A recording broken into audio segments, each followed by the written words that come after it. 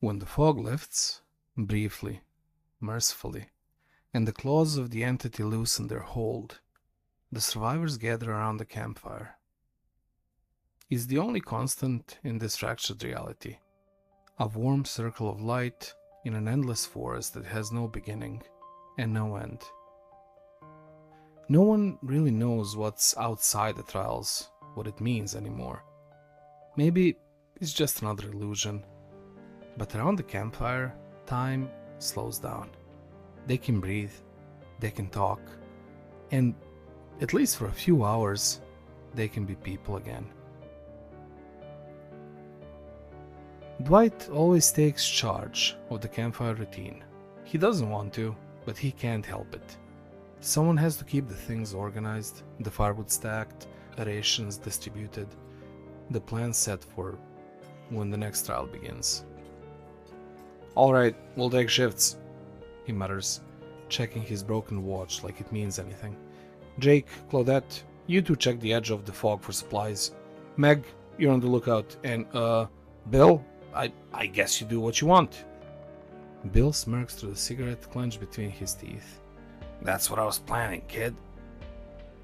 Dwight pretends not to notice that his voice shakes when he gives orders. He hates that the others look to him, hates that he feels responsible for people who've died and revived dozens of times. But every time he hears the scream in the trial, every time the world resets, something in him cracks a little more. So he focuses on small things, keeping the fire lit, keeping the count on how many times they've survived, making lists, even though he has nowhere to write them. Meg runs. That's what she does in trials, and that's what she does outside them. The forest never ends, but she likes to test its edges, sprinting until the trees blur into gray and her legs burn. Sometimes she swears she sees the light beyond the fog. A sun, maybe, but it always fades when she gets close. When she comes back to the campfire, she sits with her knees drawn up, breath visible in the cold air. "I was this close," she says, holding her fingers an inch apart. "I swear there's something out there. If we just keep going..." Jake snorts. "You'll run into a wall of fog and lose your sense of direction again. You want to spend another night screaming because you thought you saw the trapper?" She throws a pine cone at him, grinning, despite herself. "At least they do something." Meg hides her fear under all that energy. The constant motion, the teasing, the adrenaline. But when she lies awake at night, she dreams of her mother waiting for her to get back home. The voice grows fainter every time. Claudette keeps to herself, sitting cross-legged near the campfire, a makeshift notebook open on her lap. It's just pages of bark and plant fibers stitched together with threads of grass.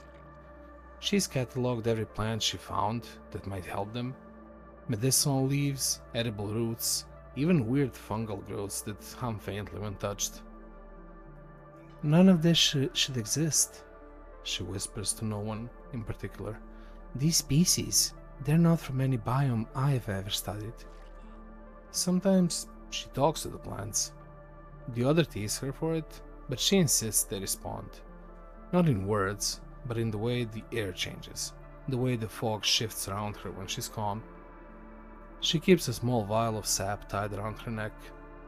No one knows why. Jake Park spends most of his time in silence, sitting on a log near the outer ring of the firelight. He sharpens the tools he scavenged, sticks into spears, bones into knives, even though none of it lasts when the next trial begins. He's made peace with that. The world before this one didn't care about him either. Sometimes when everyone else is asleep, he'll walk out into the forest and find one of the killer's realms half dissolved into fog. He studies them, the hooks, the cages, and the totems. He doesn't hate the killers, not exactly. He thinks they're as trapped as the survivors are. Once he found Huntress's lullaby echoing faintly through the woods, carried on the wind. Instead of running, he sat and listened to it. It was sad, almost tender. When he came back, Claudette noticed a small ribbon tied around his wrist. He never explained where it came from. Nia paints. She scavenges pigment from berries, ash and rust, smearing it onto bark and rock, and even on her own arms. The fog eats color, so she makes her own. Her favorite spot is an old ruin, just beyond the campfire's glow. A broken stone wall which is covered every inch in graffiti. Swirls, faces, shapes, words in a language she half remembers. Nesplace tries to erase us, she says one night, dipping her fingers into crimson mud. But if it is gonna keep killing me, I'm gonna make damn sure it remembers who I am. Sometimes she paints the killers too.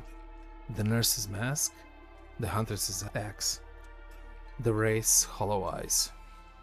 It's her way of staring down fear. Dwight hates it. It's like you're inviting them here, Nia smirks. Maybe I am. Bill's the only one who treats the quiet between trials like it's just another deployment. He checks his gear, counts his bullets, even though they never carry over, and smokes until the fire dies down. He doesn't talk about his whole life much, but everyone knows. He's seen more hell than any of them, even before the entity dragged him here. Sometimes when Dwight starts to panic, or Meg starts to lose hope, Bill steps in. He doesn't say much, just puts a hand on their shoulder, raspy voice, low. Breathe, kid, you're still here. That means you'll fight again tomorrow. When he finally sleeps, it's shallow and restless.